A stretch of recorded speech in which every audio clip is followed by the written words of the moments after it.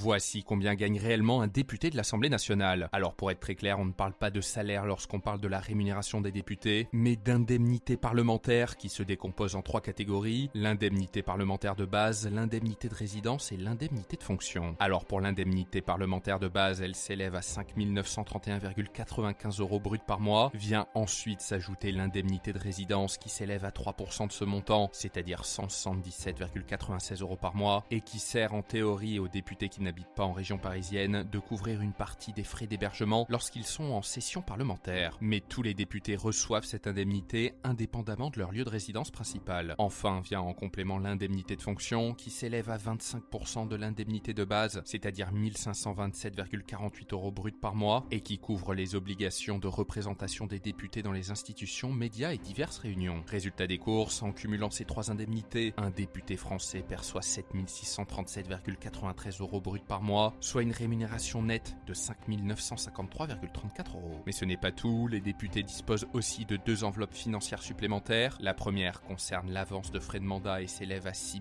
353 € par mois et qui couvre les frais professionnels dans le cadre de l'exercice du mandat du député. Et enfin une deuxième enveloppe qui grimpe à 11 118 € et qui sert à rémunérer les collaborateurs des députés, qui peuvent être des assistants parlementaires ou des collaborateurs dans les circonscriptions qui les aident dans leur travail législatif.